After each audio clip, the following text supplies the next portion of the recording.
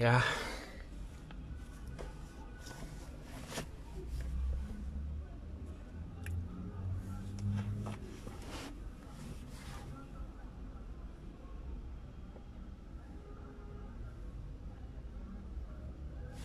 Let's see.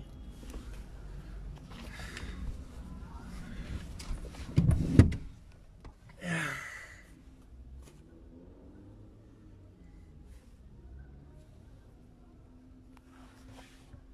It's Monday. Monday. Yeah. How are you people? What do you say? Yeah.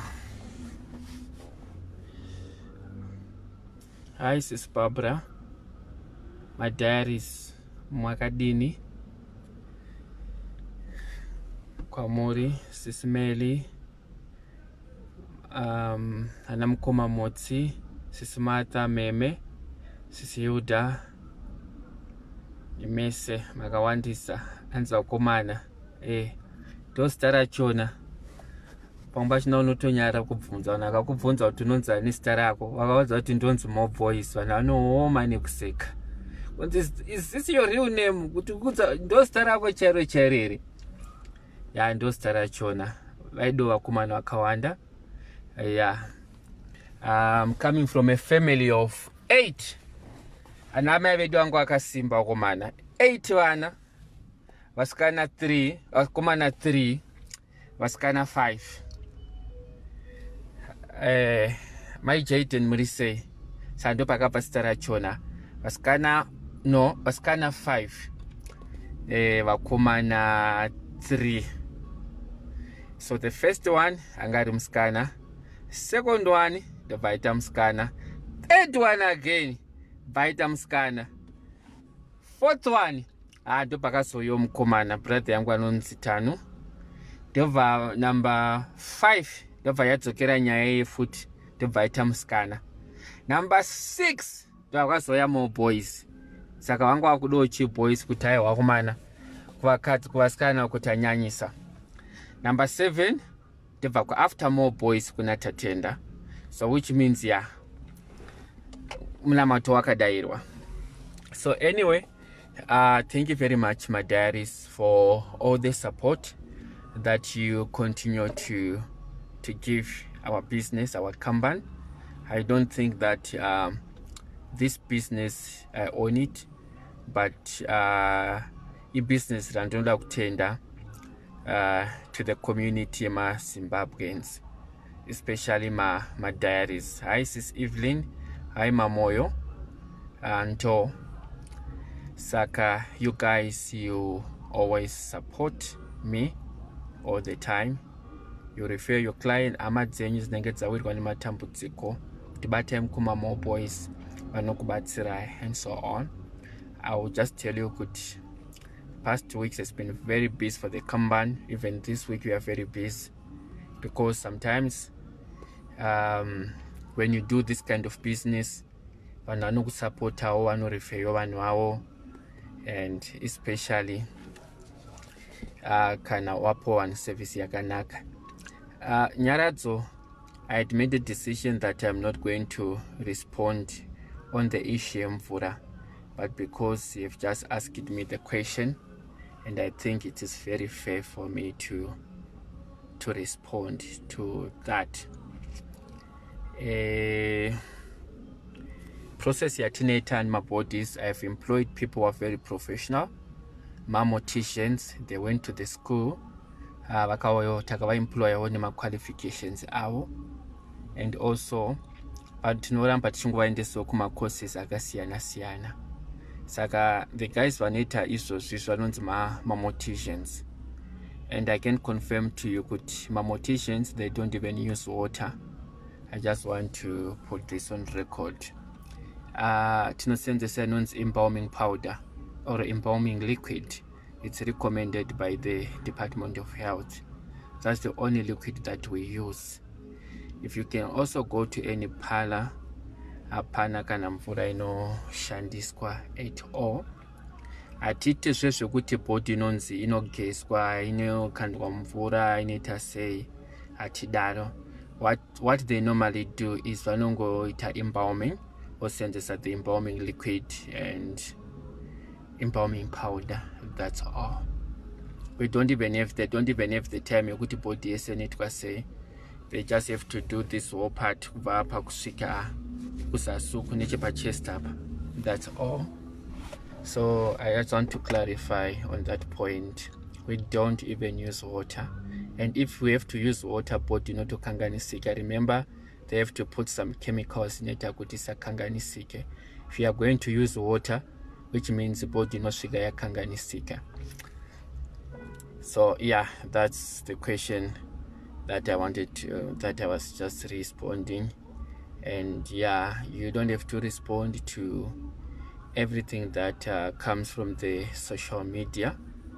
Yeah, wakada kutozvipedza upedze. Yeah, so yeah, ndio nyaya yachona. So we are just pushing for the product launch, for the funeral product to come as soon as possible. I will tell you that I was at the government mortuary this morning. I was talking to one of the guys who works there. Mabodies aripo emaZimbabweans atsikirirana. So far azara kune COVID ariko, kune accidents ariko, kune even zvigunduru zvamunoona mustreet zvirimo. And vazhinji vachona they don't have the money for the repatriation kuti mabodies aende kuZimbabwe. Saka it is really challenging ku community yedu. So chinangwa chedu ndechekuti we need to encourage people to have funeral policies akakosha and anobatsira. I know no one under kubhadhara police, but we are in a situation whereby if you are married, you really need a police for you have to take a police. You've got a husband, you've got kids and etc. And also we also need to think more about our parents in Zimbabwe, guys. Kazhinji kachona it's difficult kuti unonzwa kuti wafirwa namai vari kuZimbabwe kana kuti sekuru vako vashaika kana tete vako vashaika. So our product is also going to assist vanhu vakadaro vari kuZimbabwe. Saka iwe unogona kunge uri kuSouth Africa, you might be in UK or you might be in Canada, but unoziva kuti kumuri kwenyu kuna nasekuru variko, ana tete, ana gogo, nekuti vanhu vavo chaunongoda ndechekungoti vange vane police, because pakazoitika problem instead yekuti uzotanga kutumira mari vaita sei and so on azviite. So our premiums will be very affordable. We've got different packages that are coming. Those who know me, guys, it took time for me to build this product because of my experience. I worked and I was one of the guys pakatangwa Doves Sororo Pumulani. I think you guys, you know me, ndopa nikatangwa kusikanwa on the Zimbabwean market. How I was involved in the formation of Sororo Pumulani with those guys from ground. It's not kind of 10 going to my churches, to my presentations, going to my farms, tichita door to door, tichinokera vanhu mudzimba. You know how it was.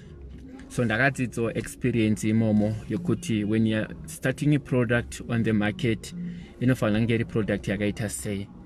After Doves, I worked with Moonlight. I was also a regional manager. I was involved. Randambo disappear per map. Then I went and worked for Metropolitan Life, you know, the Sanlam. Yeah, I went to Momentum. I was a financial advisor. Ndava, I went to Auto in General. I went to Old Mutual. I went to Discovery. I worked for Sanlam. So Ruzoro andakangowa nawo iroro.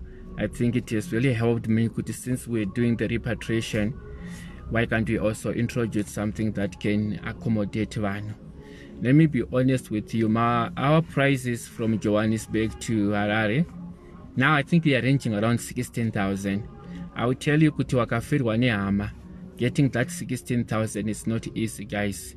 Even wakandibvunza kuti wamunetsi do you have 16,000, izvozvo wonzwa kunzi maiwa hanzvadzi yako yashaika iri muSimJobek. For example, if you are in Cape Town, wonzwa kuti mwana wako ashaika atsikwa nemotikari, pakuda about 28,000 or 30,000 for repatriation from Cape Town to Zimbabwe. hapana anenge ane mari yakadaro 30,000 iyo. So ndozvo kuita kuti mabhodhisi mazhinji. And I tell you, I was still talking to another family yesterday. Vakandifonera vari kuCape Town vachitwa namai vavo vashayika vada kuendesa kuZimbabwe. Hanzi vada kuendeswa kuChimani Mani. Ndandavapa quotation ye27,000 rand. Ndebva vandiudza kuti vamunetsi kukudza ichokwadi. We have managed to raise 4,300 rand. 4,300 rand. And the money that is needed is around 27,000. Ndebva ndavabvunza kuti ndebva vatondudza kuti akusisina kwatichawana mariyo. Vakatondudza kuti we cannot promise you Mr. Munetsi. Tisi tega vakatodai mangoona patinogara, tinongogara musheki mukuku. We are poor, we are not even working. Mind wangu vana ndo vaitongondudza kuZimbabwe kwachona hakuna ariko. Saka hakuna mari yatatongoona imwe taona kumurungu kwavakambenge vakashanda ndokwabva imwe mari. Saka hatina kwatinewana. Ndebva ndavaudza option yokuviga muno muSouth Africa. Ndavaudza kuti kana muchiviga muno muSouth Africa, the cheaper way kuendesa kunonzi kuma-public graves. Public is cheaper. Somebody can be buried for 6 or 7,000 or 8,000. But the challenge yachina ndeyekuti pawaviga munhu ipapo panogona kuyiwa poiswa mumwe munhu pamusoro. Saka you don't own the grave. Saka unogona kuti mai vako vovigwa ipapo. Paunodzokera after 1 year unotoona pane imwe chitunha chaiswa ipapo, pane imwe graveyard. Ndio ma-disadvantages aripo. So at the end of the day is that you need to have something chinogona kukubatsirawo ramangwana renyu, so that makawirwa nedambudziko. Especially our parents in Zimbabwe, guys. Asifadzi kuti you are known as a Facebook celebrate, you post nice photos on social media, uchi wakapfeka hembe dzakanaka, wakaita sei. The next thing mai vako voshayika, wodzwa kunzi mai vakatozotsvagirwa chibox chemapuranga pa growth point. Kana kuti alright, iwe unogona kutadza kuenda kuZimbabwe nenyaya yekuti mari unenge usina. But at least the last respect is very important, guys. Kuti unongoto ndakatoro police tura na Mr. Munetsi. Mr. Munetsi, mai vangu vashayika kuZimbabwe. Where is the body? Vari kupi? Then we send the repatriation the nearest company papo, and they will take the body. Then we do the full burial. Yeah. So ndo chinangwa chedu, we're going to target young people. Not young people. We've got a target yetinayo to make sure that your friend, if you've got brothers, you've got sisters in the family, nofana kutomubvunza kuti wakatora police. We need to make sure that everywhere we are covered. The police is known every corner of the world. You might be in Namibia, you're in Zambia, you're in Malawi. You have to send the message to your brothers. You have to send a message to your sisters. Kuti shangwari une police. There's a special offer that we are going to run. You know, I'm not always somebody who is pushed more nekuti tachaja my clients more money, but I believe kuti you have to give something that is quality, that is reasonable. Chekuita ukuthi munhu kana achibvisa mari yake anobvisa akasununguka. Yes. As far as you know, guys, the business that I'll be able to respond to the questions very soon. The business that we do, guys, is very sensitive. That's why sometimes and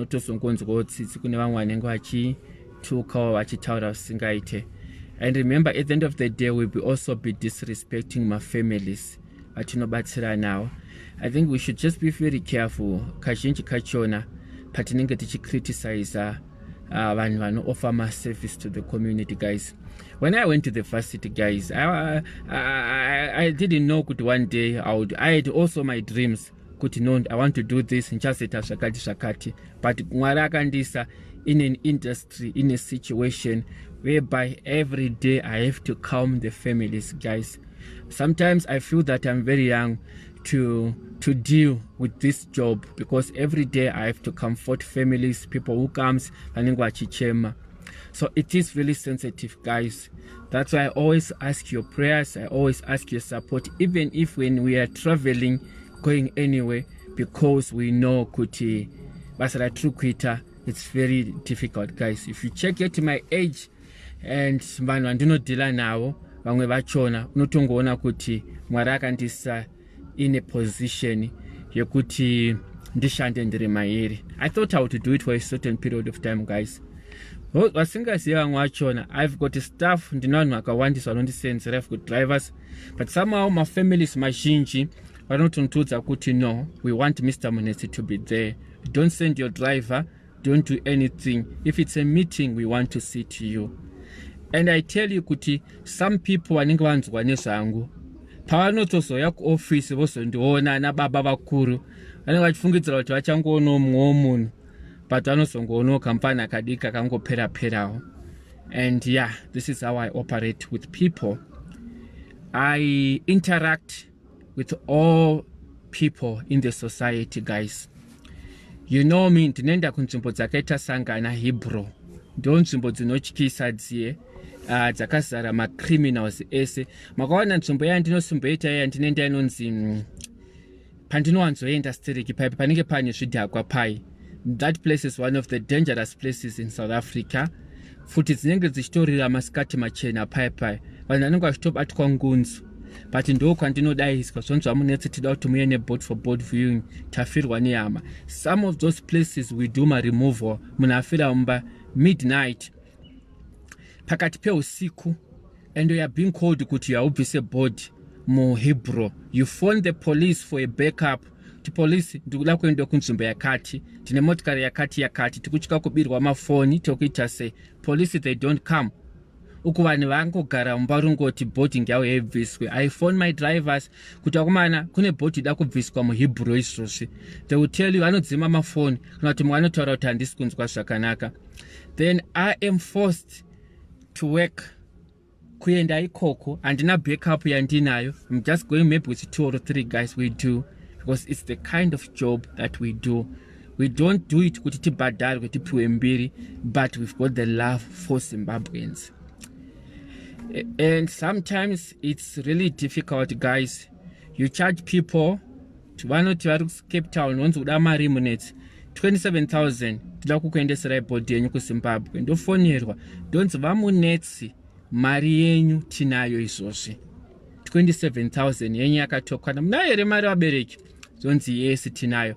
Uchingosvika tatakupa mari yako. We can't send the money through kumaruzeva taita say bring the body to Zimbabwe. I'm telling you about my personal experiences and some of the challenges, guys. Tandosangana nadzo. I repatriated that body yaenda kumasvingo. No, let me just give you the simple one. Yaenda kumarondera. Takanzi 27,000 iripo Munetsi. We'll give it to you. And the family was very humble too. The family was very good to me and kukunyeperai. Maya vakatondiudza kuti iripo mari yako Munetsi mwanangu. Ndimai vechikuru, look at my age. Andikambokubira andikambokitira chitsotsi. Taripatriate body hapana mari yambo yatatabhadharwa. Body yasvika manje kumarondera. Driver asvika. Ndobva vaudza kuti ndatinga driver opowa mari yangu ka. Vanzi all right. Apo driver manje asvika akunzi ko munhu wemari uye zvakanzi no, buritsa ako body, because we respect people, guys. You cannot refuse kuti pamba pakazara vanhu vari kuchema pakasviba vanhu votaura kuti body aibude motikari. Aburitsa ko hafane mari yangu. Munhu ari kuuya nemotikari nemari ari kungosimuka muHarare izvozvi pamarondera padhuze. Driver agogara papera 2 hours. Driver ini ndakumupinda kuno kuti ashamwari wakasaya nemari yangu sadzoke.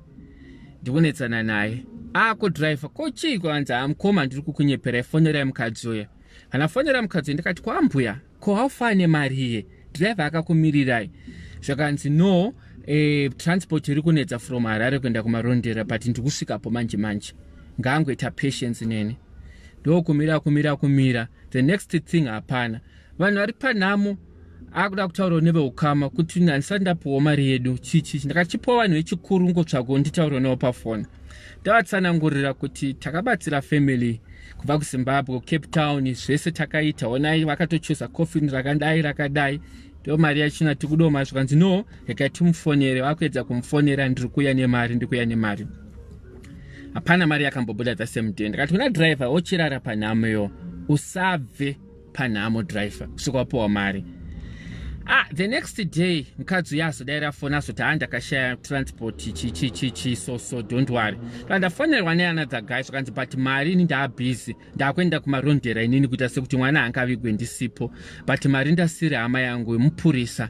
kana tofonera munhu ndobva atatondipa number yake ndakatotaura nemunhu wachona atonditi don't worry mnin'ina, thank you very much, we are there to help each other, we really appreciate. Dai Mr. Munetsi mamusipo hapana aitibatsira.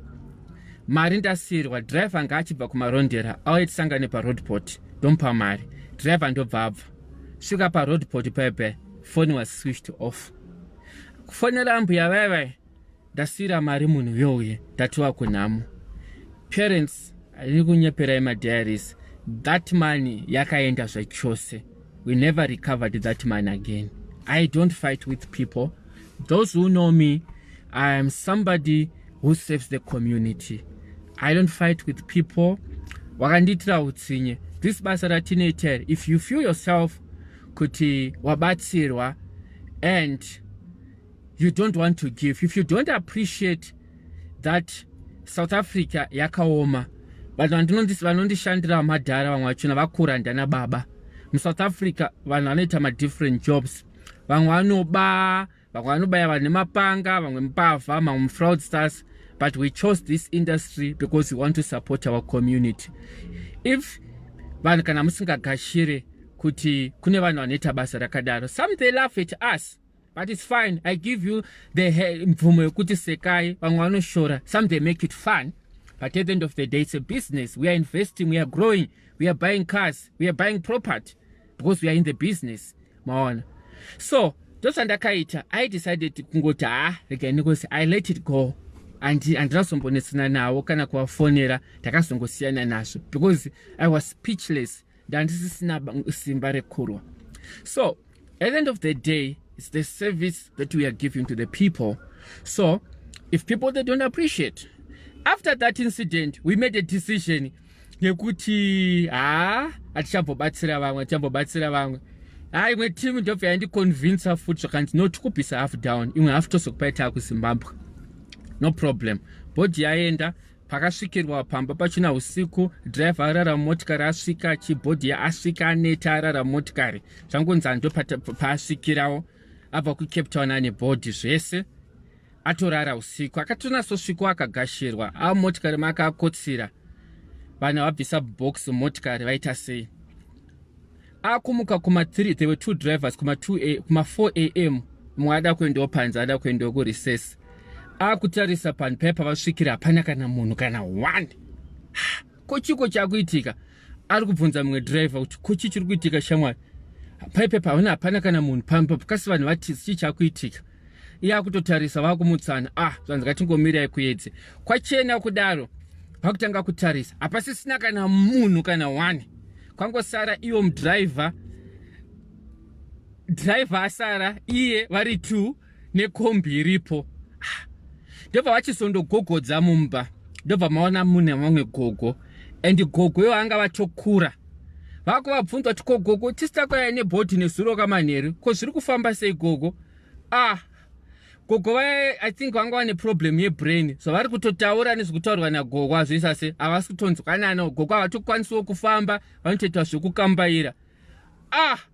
Ko gogo vakomana vai vandifonera, ndakati boys, ndinonetsana nemi, handisi kuda madhirama iwa, indoda mari yangu yakakwana, because maifanira kupiwa mari bhodhi isati yabuda motikari.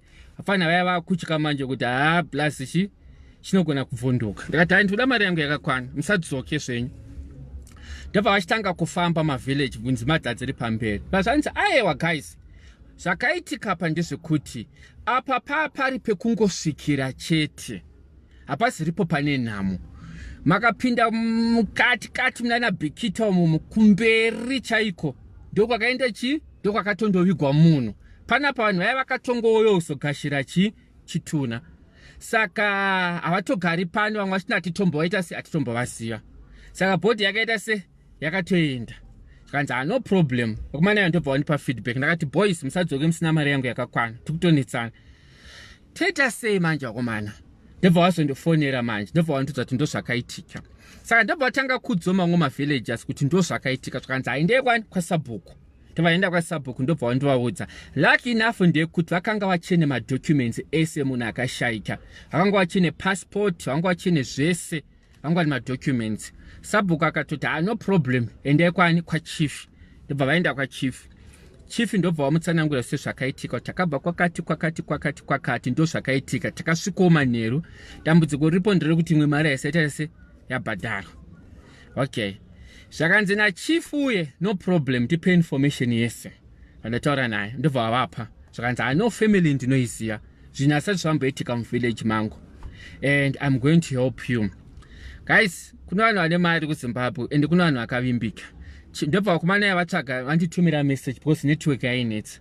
Ndobva yasvika message kanzi anzi nachief calculate kuti mari yamuri kuda kuma US dollar imari. Ndobva ndavaudza. Chief ndobva apinda mumba make. Ndobva averenga mari yakandipa. I think at that time yakasvika kuma 600 or 700 US dollar. Ndobva atora mari ye. Ndobva apa vakomana vangu vaya. Zvakanzi don't worry guys. I am going to sort this thing. This has never happened in my area. And I will tell you what I have given you now, they are going to pay ya times 3 or times 4. Vakomana ndobva vapuwa mari, ndobva vadzoka. After about 7 days, timu iri kuZimbabwe vakutanga kufona, mudhara chii chakaitika, sorry zvenyu, hanzi hamuna kuzopiwa mari here, saka taita sei. Ndikati aiwa inini hamuna chikwereti neni. Hamuna chikwereti neni, taurai naye nachief. Zvakanzi aiwa chii tinoda kutokupai mari yenyu, hamuna here munhu anogona. Ndakati aiwa akana inini hamuna mari yangu makandipa. Ndakapedzerana nemi andini I don't want anything. Zvakanzi aiwa zvinzwa vakutanga kundifonera because later on I heard kuti chief went there akavaripisa mushawa yese. I heard information andakazenge ndakungoudzwa kunzi mombe dzakatosvika kuma 30 dzakabhadharwa dzakadimandwa nachief kuti maunza mhepo musha mangu. So mamwe ma-challenges atasangana nawo. For what we are today as a company, hazvina kungomuka yanguva company yakadai. We have encountered ma-challenges guys. During the COVID takarasikirwa nevanhu vakashayika vaitishandira vachona, ma-drivers, staff nevamwe ma-family members. The industry is very sensitive people. Sometimes you work very hard 72 hours ndiri parodi guys. It's not because ndinoda kushanda stereki. Sometimes I feel kuti this board has to rest, but I'm growing the business and I want this business kuti rizikanwe rikure, so I have to sacrifice myself, maona. So this is the background of where I'm coming from guys. It's not easy at all. It's very difficult. Unorara pa road pampachona, unorasika, unongopuwa imwe road, unzwa nzaiwa road yawasenzesa isiriyo. You have to make a U-turn, drive 200 kilometers again. Sometimes net a problem ye tire remote car wabva kuchinja trailer. You're driving as uriwega. You're the only person who is driving people. Imagine wakatakura chituna chemunhu one. You are the driver uriwega motikari. Motikari inoputika tire. And uri kunzvimbo dzakaita sangana gokwe dzekuti kuti uribvise raputika pakati peusiku, pakati pesango, uri wega. Unoita sei? You have to wait, unorara parodi, unorara motikari. Womuka makuseni achona, you have to remove the tie. You have to go to the growth point. Maybe it's 90 kilometers. Wasiya body yevanhu parodi. Wasiya body yevanhu parodi. Wasiya motikari iri yega. Zvese zvinhu zvevanhu zviripo. You have to drive again yourself. Unokwenda ikoko ragadzirwa tairi rachona, pamwe pachona motikari dzinongowanika matransport after 4 hours, after 5 hours. You have to go back. Vanhu vakakufona, vanhu vakakumirira. It is challenging vanhu vaMwari, but at the end of the day there's always a reward. It's not easy at all, but it's doable. And I think if you ask those guys vakatangana nanyaradzo vana Mr. Mataranyika, they will tell you that it was not easy at all. If you ask vanhu vakaita sangana naKuzwe family vakatanga Doves nakusori Moonlight, they will tell you that starting a business is not always easy. Makabvunza vakatanga naDoves variko na Mr. Matsika vanokudzai kuti hazvisi nyore. So this is the stage that I'm going through guys. It's difficult, it's painful. Yes, sometimes vanhu vanenge vachinyora, vanenge vachituka, but they also don't think about munhu wamunenge muchituka ye kuti pamunofirwa nehama dzenyu, this is the first person that you need to phone and say, Mr. Munetsi, ndawirwa nedambudziko. Ndiye munhu achakubatsira iye, ndiye wamunenge muchituka. pakatanga nyaya dzecovid, we donated food. Company yakabvisa almost 50,000. We give 50,000 yakaenda to the Zimbabwean community kuti batsirayo maZimbabweans. They've been supporting my business. Takabvisa mari ka1 motikari ndakadeploya motikari muWestern Cape, makombi ese achifamba achipa vanhu chikafu, because ndakaona kuti vanhu ava ndivo vanotitsigira business, vakafirwa vakaita sevanotibata Mr. Munetsi, because we are a family. So I don't normally respond to the negativity, because at the end of the day, they will continue to write. As far as I'm doing this video, I know they are recording it. Few minutes inenge yazara everywhere. It's ndo zvavari, but hazvititadze kuita sekuitisa basa. So now let's go back to the main story. The funeral product is coming, guys, and I need your support. Pane product inonzi diaries. This product ndakai designer for diaries, because ndo pandakatangira, ndo pandakakudzwa, ndo pandakarerwa apa. I will tell you guys, I'm not going to kusumuka kwangu kwandichaita kuri kunzi ndasimuka Sis Melly kuti ndichavasiya. I'm not going to leave that woman, to be honest. If I have to be killed because, you know, Sis Melly is my sister, guys. She has supported my business. It's okay. I will work with her, Sis Melly, and she has done a lot to support the business. Somehow I feel sorry for her, because vanotukirwa wainini nenye kuti ndikushanda nawo, but at the end of the day vanotuka guys. Isusu tukuti basa ngariendererwe mberi. We will support the Zimbabwean community, so the say, and we'll grow the business, guys. We're focusing on the funeral product now. We're launching our medical aid very soon towards next year, and we know that the medical aid is going to help. My parents in Zimbabwe, they can get treatment in South Africa. I know that my medical aid, they are very expensive in South Africa. They are not accommodating my Zimbabweans and so on. I've already spoken to the underwriters. Ndakamuudza kuti no, tikuda product that inokwanisa kubatsira ma Zimbabweans on an affordable premium. Yekuti even if kana someone ari ku Germany anogona kutora medical aid yaanobhadharira mai vake vari kuZimbabwe, kuti mai vake kana vachida kurapwa, she can always come to South Africa for check up. So the underwriters, they are already designing the product. So we are growing, guys, and we will continue to grow. New products coming. In terms of my banks, I know to vazhinji vanotsikana kuvhura mabanki, vamwe vachita vana mapemit yaexpire yaita sei. Mabanki anosenzesa mamwe service providers ekuti my bank charges, they are very high, it's difficult and so on. Kuti uvhure account inovharwa neta sei. I engaged the Reserve Bank. Ndakavapa proposal yangu yekuti if you've got your Zimbabwean ID, passport, ne proof of address, you are able kuita ma transactions ASM business aunokwanisa kuita usina kuchargwa ma charges ekuti mari inonzi yapinda ina kureflecta ida reference number and so on. So ndo satinenge tichifunga izvozvo takagara, anditi pamunenge muchifunga kugadzira zvighost kunyora kuti chii, ndenge ndichitofunga kuti what can we do for the Zimbabwean community. So yeah, that's all.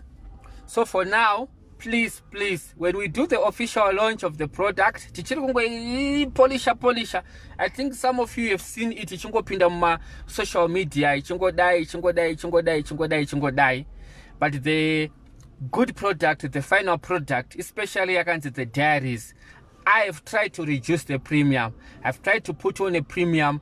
Yokuti takati mdiaries wese asinabasa kuti ne policy yako kunyaradzo, ne policy yako ku moonlight, kana kuti ne policy kupi mdiaries wese tida kuti unge une policy yo. Chidimbu chayo ndeche kungoti ino cover vanhu 8. You're able to cover 8 people, and then unobhadhara 99 rand for 8 people. Anyone can take this policy. Okay, I've dealt with people who are overseas which are not better my premiums. I will say in the past, pandanti my previous companies, whereby you can just pay an annual premiums. No go to Mr. Munetsi Canadian 99 rand. Tulango patarira ye 1 year yes. Utanga kwe gore. Victoria ye 8 99 rand yangu. Tulango but 99 times 12. Tongo to 1,200. You pay it once and all. Also you are covered already. remember zvandakakuudzai kuti we need to make sure kuti tisakanganwa vanhu vari kuZimbabwe. Ndo problem hombe, because ndo vanokupai masurprise. Unonzwa kunzi tete vako vaya vashayika, unongoti aiwa tete ndandakavatorera polisi, inini ndio pati yandichaita. Vamunetsi tete vaya vaita sei vashayika, saka ndokumbira kuti muite funeral service. Tovatarova funeral service yachona ndosaka muchiona kuti inini maproduct edu when we do my life tinoita life muchiona munhu achichemwa, munhu achifushirwa, so that you see it yourself. Zvimwe zvachona hazviite kuti unongochungoudza vanhu kuti hey ndine polisi yakati, you don't even know where their offices are. Anditi saka we'll be doing that. Ndo maplans atinawo for 2021. Yes, but product inonzi diaries iyo inda kuto make sure kana uri diaries uri kuZimbabwe, make sure kuti watarget hama dzako dziri muSouth Africa dzeso udzofonera kuti kune product inonzi diaries. Sakanzi yakatanga sei, unoti ndeedi isusu madiaries, and I'll tell you kuti for that one yema diaries iyoyo we also going to give back to the community. Zvinenge zvichidiwa panzi madiaries parudiwo something chokubatsirawo tinge chingoramba chingoita what I've been doing before. And it so yeah, let's end here, guys. Should I read my messages? I'll try, and God bless you. Thank you. And but don't let people take advantage of your good art. We have learned a lesson. Could sometimes because if we continue to do charity, akuna kwatinenda company inogara pasi. I've got workers vanoda kushanda, vanoda kubhadharwa, my offices and so on. So we help patinokwanisa, guys, but kana tisingakwanise, guys, atikwanise. Kune families andinotoudza kuti at the moment we are not able to assist. You don't have, you can't, our posingakwanisa ukwanise, and you can only help kana une resources. And let me be honest with you, there were also some people were taking advantage. No, anototara kuti hanza akana isusu Maria mina itochengeta mutenge grocery taraina amunetswa nokuendesera mahara kana kuti vamwe naibva vataura kuti hanzi kana ari boys anotambira mari yese. It doesn't work in that way, people. I evaluate my families, and ndakatoona kuti vanhu havane mari kana kuti havana, pamwe pachina ndotoudza kuti I won't be able to assist. Yeah, and my brother, very humility, dedication. I'll write a post promoting your business. Nigel, thank you very much. I always enjoy your English. I think tofana kuya kusodzidza. Thank you very much, my brother Nigel. Please do. I do not kumbiro kuti anyone when we launch the product, guys. I need support from everyone to spread pacha poster, mozo amadzenyu kushamwari, quest and so on kuti I product yakadai. As I mentioned to you kuti kubusumuka kwangu kusumuka kwenyu, kusumuka kwenyu kusumuka kwangu. We need to work together. We need to support each other. Right. So yeah, the product is underwritten by Diaspora Insurance. I think Diaspora Insurance, the head office is in UK. It's a very big company. Do I know underwriter? And the kanapaitika problem, do I know release my funds? I went to their offices in Johannesburg, Randburg, Takakuru with the management. They are very excited also to work with me. Saka isi product yekuti mari yamuri kubhadhara munesindia anenge achicollector. The product is underwritten by Diaspora Insurance. So pamunobhadhara premium yenyu, mara is kuenda direct kwandiri. Imwe portion is going to my underwriters. Anditi. So for Dom Team Wachona. Thank you very much, guys. I think Ndambotaura. I'm waiting for the official launch. Yeah, I will visit Sis Melly. I'm going to Zimbabwe, I think the next 2 or 3 days. Then Chatzoka, then I'll go to Rustenburg in Chandona Sis Melly. Then we are going to do an official launch. It might not be big cemetery angu, but just knowing kuti Shakatanga Shripano pa social media and tine different products, but more they know the diaries. Saka I'll go and see Sis Melly to kurukura, vachandipo advice about the official launch, kuti tei launch say, and what is going to be done to make sure kuti my diaries mazhinji akwanisa kuiwanawo amadzaodzabatsirika now and etc. So yeah, I'll only be in Zimbabwe for 2 or 3 days. Shanda answer, I wonder if Mosa was lying about what he said just because he was angry with Loveness. I can also confirm kuti Mosa, you'll be also assisting us on the Panyeko advertiser.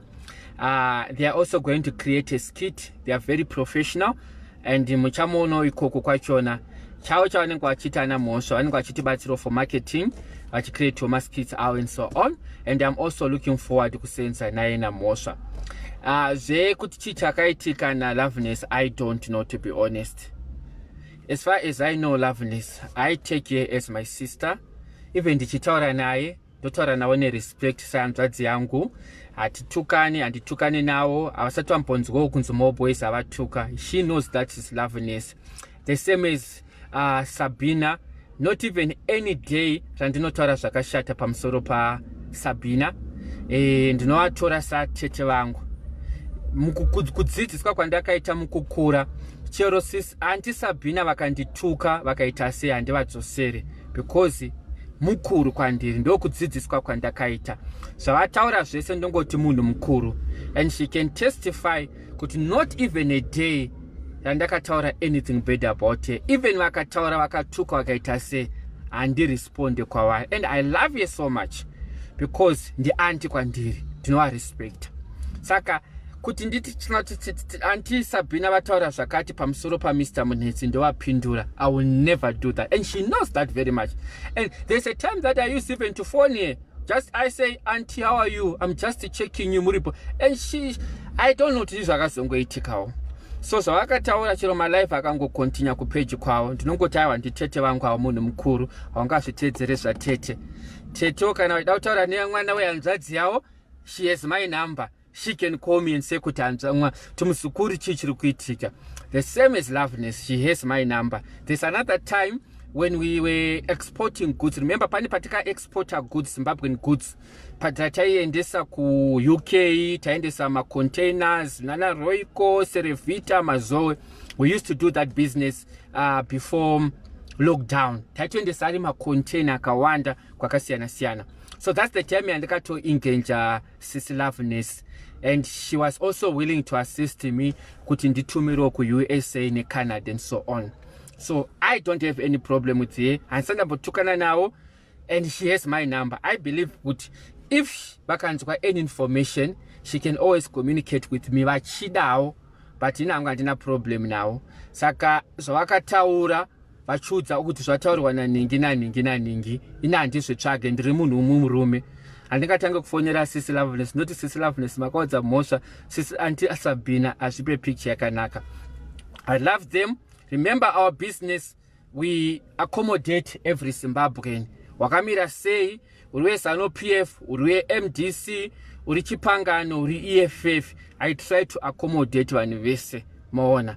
Saka I might need Sabina one day. I believe kuti Sabina pakaitika problem kwaari kuhama dzake dziri muSouth Africa dzakafirwa, she would actually recommend Munetsi kuti please batai mukoma more boys.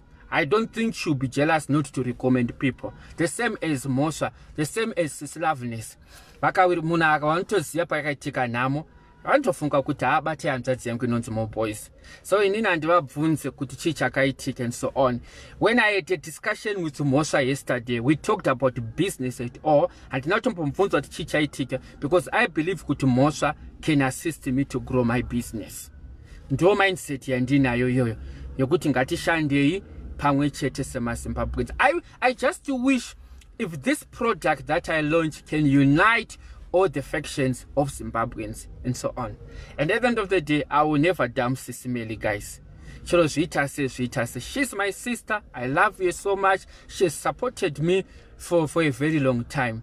Saka dotongoshanda na Sis Melly. It doesn't mean kuti ndinowabhadhara. It's up to me dzongo ndakati sisi tengewo drink, but I can testify kuti not even a day has she come to me and say mukoma more boys ndinokupai mafavor ndokuda some. Not even a day. Maona pamwe pachona ndinotongoto kana ndichitodawo I can do something for her. So right, yeah. So for police, yes, memuti anti Sabina munhu mukuru kwandiri nditete, so handivapindure. I love you so much. If Auntie Sabina, you are watching this live, you know me very well kubva kudhara. I love you so much. And pani pamaitombo ndipo ma advice kudhara kuti so, and she was really worried mazuva COVID.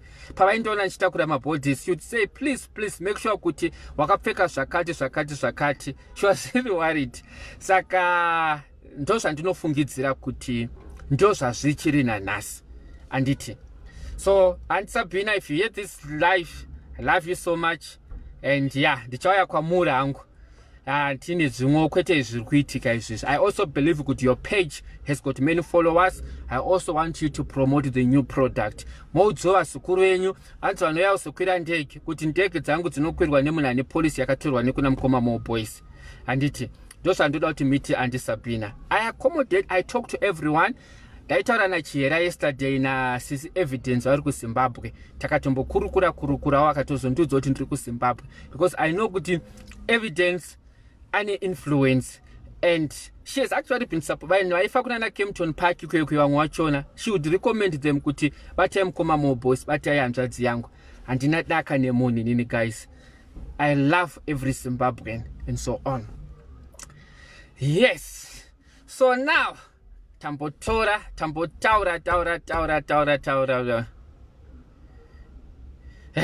tina mukoma Nigeria.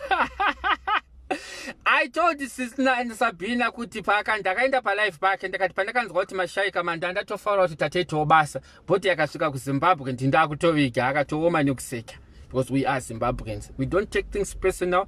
Ndiri munhu womurume ndinongozvikashira zvimwe zvachina zvinoitika. So people, tosangana again after Christmas. I think I'll be doing some lives. We are sending this week only in Johannesburg. I think I'm trying to make sure we repatriate more than 10 bodies. Now only from 5, we have more than 10 bodies already now that we have to repatriate this weekend. I'm talking about Johannesburg. The parlor is already full now. And today, vamuka vachita ma repatriations. So, chakakosha ndechekuti vanhu vafe. Atifari zvishuwa kuti vanhu vashaike. This is very sensitive. Kufirwa kwevanhu. Even when you get money from the people vafirwa, haisi mari yekuti unoenjoya stereki. Imari yekutoti pachako unotongoona kuti imari iri kubva mumarwadzo. So, after Christmas, we are repatriating all the 10 bodies this week. And one of the main challenges yatanga again for my clients edu inyaya COVID, especially my bodies are kubva kuPort Elizabeth. COVID iri kurova singaite maZimbabweans singaite. Saka we are sending them. After Christmas, I'll be back. I'll go and see Sis Melly in Rustenburg. Then we are going to do an official launch. On the official launch, vadatotanga kuregister, vadatotanga kureceive my police documents. It's going to be very good, people. I don't want anyone to miss this great opportunity. Yes, we've got that product, the diaries. Tinemwe inonzi Zimbabweans in Mzansi. Tinemwe inonzi Ekaya. Kana kuti Kumusha. Yeah, those are the main 3 products that tinadzo. So you choose kuti ruda ipiwo. Uda kutora diaries yevanhu 10, uda kutora Ekaya, zvangofanira kuti kana uri 1, there's no need for you kuti utore diaries kana uri unless uda kuedha vamwe vanhu. So you can go and just take Zimbabweans in Mzansi. So my call center will be operating. We'll be having offices for the call center in Johannesburg. We'll be having offices for the call center in Cape Town. Doma 2 offices I think tichatanga now.